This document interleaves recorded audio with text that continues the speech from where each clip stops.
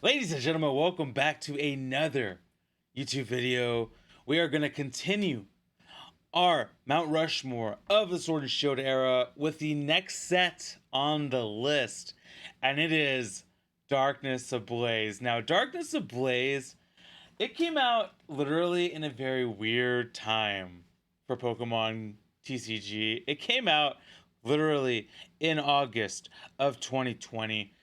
Things were kind of interesting. It is legitimately the set before probably the most wildest boom that we've seen in Pokemon trading card, at least not all of history, but definitely in a very long time. So this happened maybe a couple of months before Logan Paul purchased a $150,000 Charizard first edition card, and then things just went crazy.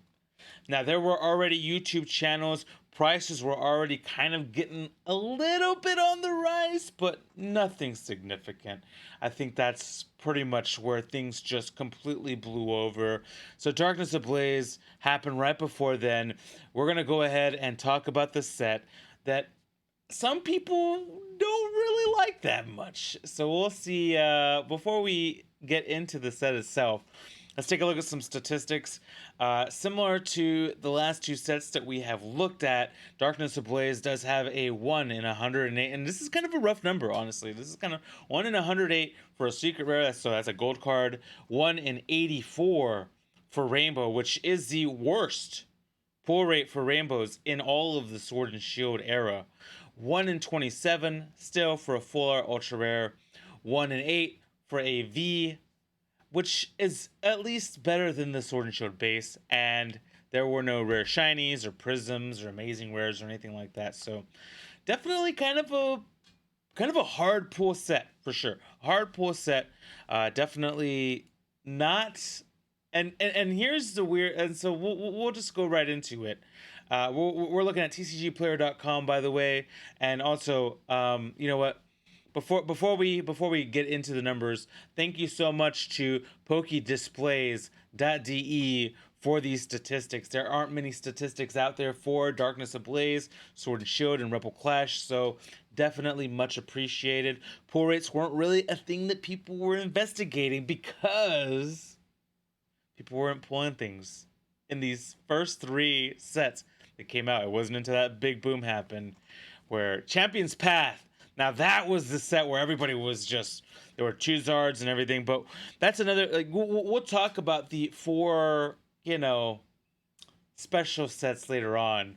But for now, we're legitimately just looking at Sword and Shield era base type sets. So, Darkness Ablaze has not many bangers, to be truthful and honest. If you look at the very first page, you get a $38 card, and then literally you're looking at the dollars. Like that's how far this goes down. Like there ain't much. That means that there aren't very many good trainer cards, and there aren't very many, but there are playable cards. It's just they're not trainers. So Charizard obviously always going to be the king. We pull that card during the celebrations set release last year and some of those bonus packs, which was super exciting and happened on stream. And then the one card that, or there's two specific cards that are very playable in this set. Eternatus VMAX is a super playable card. It is used in many decks still professionally. Like it is still a competitive deck to use for a dark deck because of the Eternal Zone. And there are other trainers and things like that you can use to enhance and boost things up. Crobat is another card, and you can see it here. It's a $3.78 card, which it's crazy to think about that. The VMAX is worth $3.26 on the market, and even the Crobat V still has a $2.05 price point. That's not terrible, but there ain't many other playable cards in this set that I know that I could think of right now. That it wasn't seen as a very popular set, and you can tell by the prices and how some of this stuff is worth. It's not worth a whole lot. And so in this video, for those that may have not watched some of the previous ones, what we're going to do is we're going to open 4 booster packs.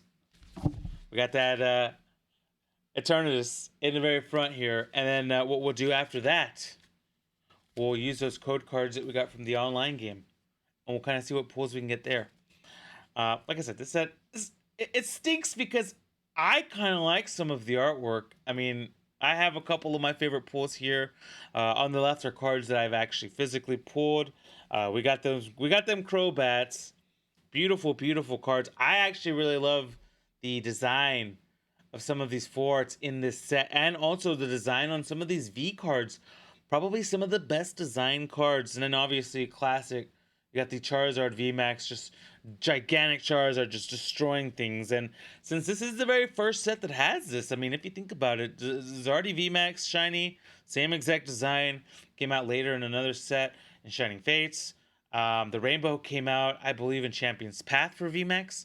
So it kind of is a trendsetter. And the Crobat Eternatus decks are all over the place. And I think, in my opinion, the Butterfree cards are probably top tier, some of the best Butterfree cards that there are.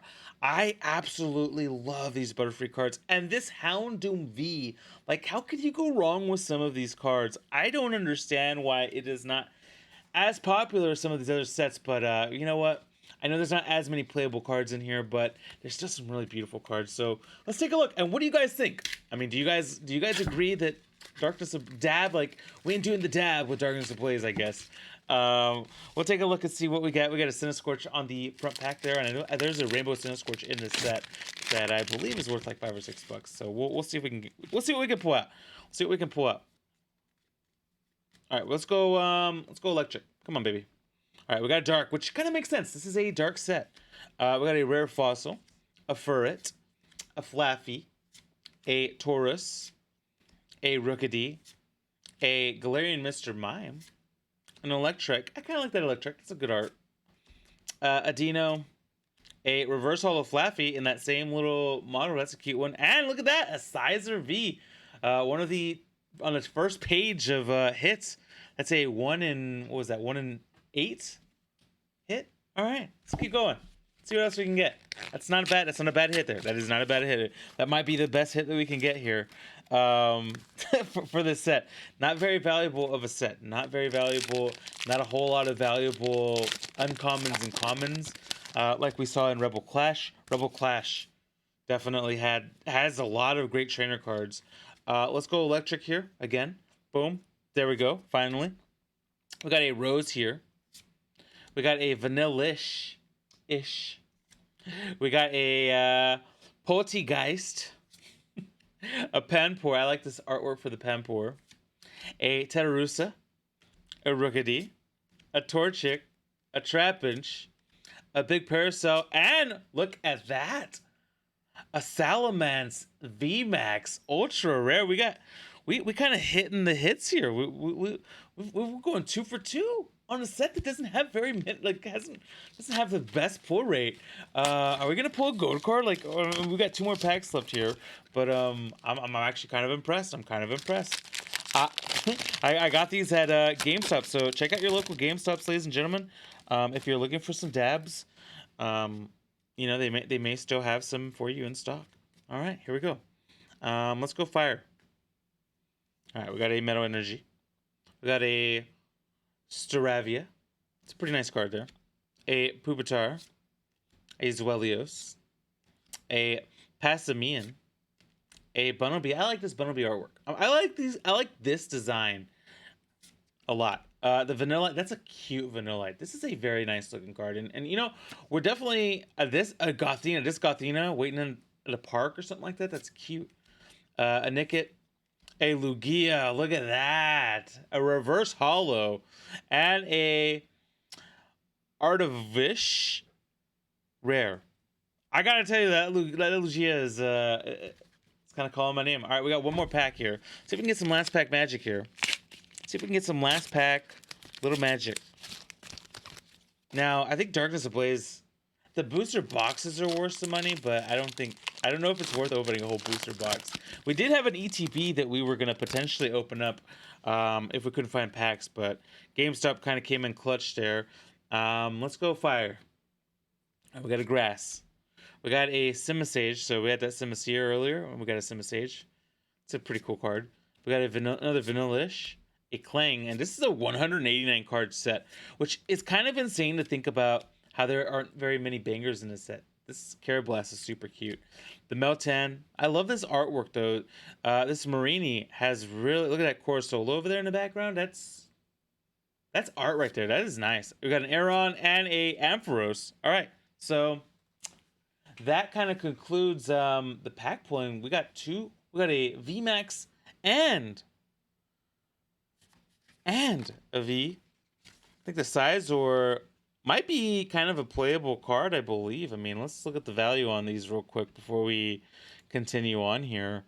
I believe the Sizor is, let's see, Sizor V. So the Salamence VMAX is also worth 292. That's not bad, honestly, for a VMAX in this set.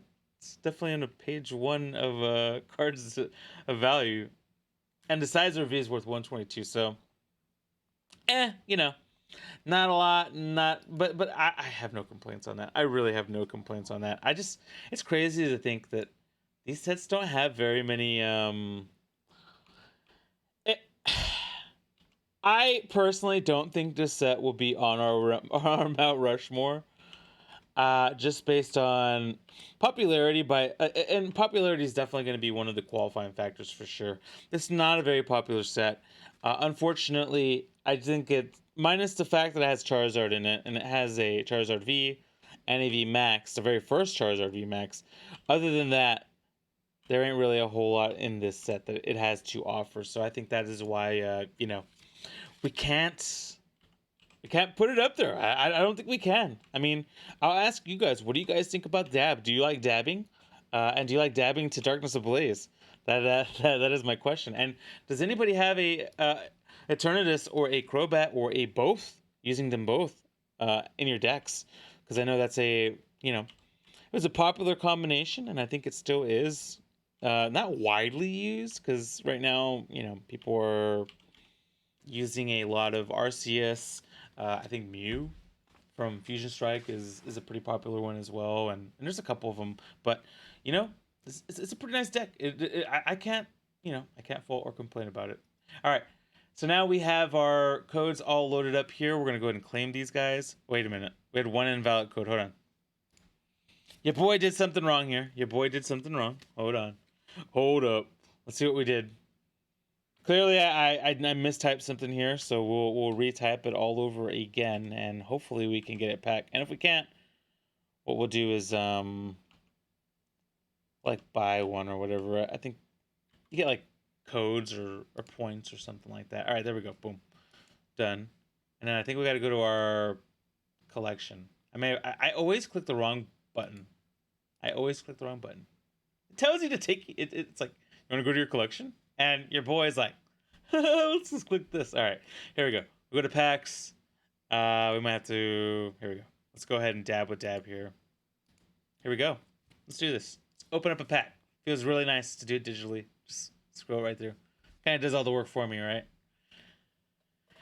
Here we go. Let's see what we get. Maybe we can get Charizard here. All right. Let's keep going. We're going to keep going here. See what we can get. See if we can get anything cool that we didn't see a little while ago. We got 2 rares, that means. Ooh, look at that. We actually pull that regular. And I always get this wrong, but I'm going to try to say it. Darmington? Probably said it wrong. I probably said it wrong. But listen, I tried, okay? I know Daramuka. I could say that. All right, a reverse holo Talonflame. I like Talonflame. Beautiful Pokemon. And a Golisopod. Hopefully I said that right. Probably didn't. That's okay, though. I could see why, though. I would love to get that Pampor in reverse. Truthfully. Look at that. A Galarian Stunfisk. And that's why this set's not that popular, dang it. It doesn't have enough oomph to it. What do you guys think? Do you think I'm over? Do you think I'm exaggerating about Darkness Ablaze, or do you think it legitimately has a case to be on this list because it has a Charizard card? Because that's the only, other than that and the Crobat and Eternatus and the beautiful Butterfrees, that's really all this set kind of has to it. I guess it has the Rose Full Art Trainer as well, but let me know what you guys think in the comments. Does Darkness Ablaze belong in the top 4 sets of Sword and Shield era? If it doesn't, where do you think it does belong? That'd be another curious comment that I have for you guys. If you guys enjoyed this video, please leave a thumbs up. If you guys could leave a comment, obviously click on one of these 2 videos. Probably have something kind of cool. I'll probably try to source the previous set video, you know, the Rebel Clash from last week. If you guys could also do me one big favor, tell somebody that you don't know something nice, because it could be the only thing that they hear. Nice, kind, all day, all week, all month. Mental health awareness is so important. I appreciate you guys so much for watching this video and spending a little bit of time with me today. Until the next time, you guys have a fantastic rest of your day.